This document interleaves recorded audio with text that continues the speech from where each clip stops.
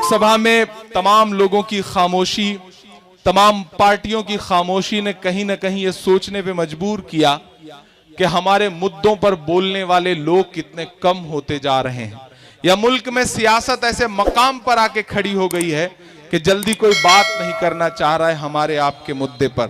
सियासी इख्तिलाफात भले हो, मेरे नजरिया किसी शख्स की सियासी पॉलिटिकल स्टाइल से भले मेरा ना मेल खाता हो, लेकिन मैं चार मिसरे पढ़ता हूं क्योंकि जहां मुझे गलत लगता है मैं वहां गलत बोलता हूं।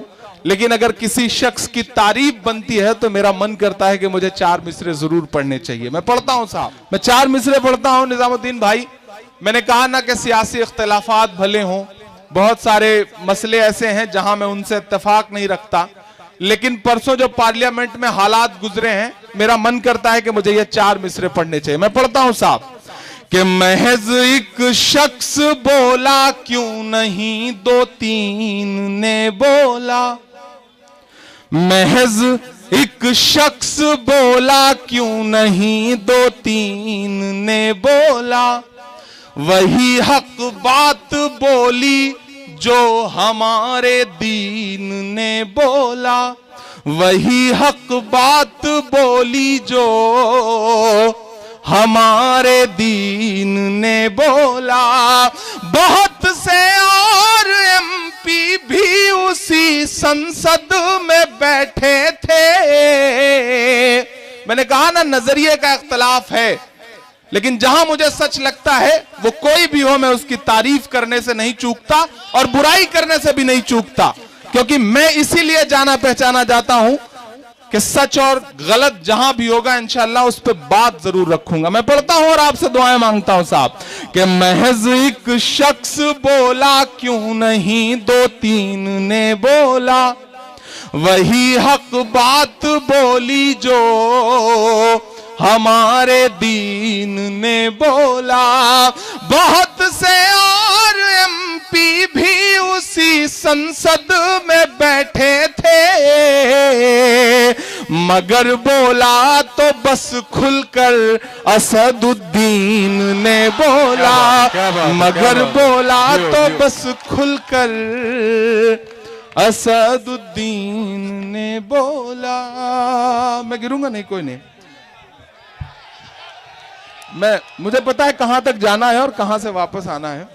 भाई साहब इस चक्कर में आ गए कि कहीं मैं माइक लेकर के अपने प्रतापगढ़ वालों के बीच में ना चला जाऊं। आप मुतमईन रहें, इंशाल्लाह दायरा पता है मुझे कहां तक जाना है। किसी को हटा ले प्लीज, मेहरबानी करके। फिर से नंबर दोहरा दे, नंबर सुना नहीं किसी ने।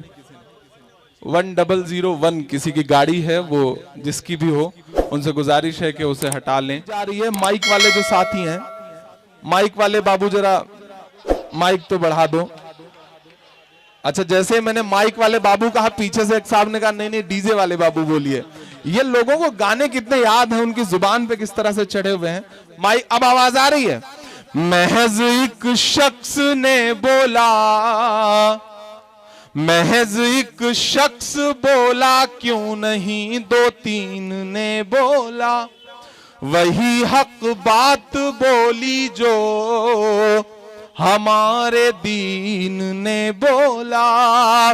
बहुत से और एमपी भी उसी संसद में बैठे थे, मगर खुल कर के तो केवल असदुद्दीन ने बोला, मगर खुल कर के तो केवल असदुद्दीन ने बोला।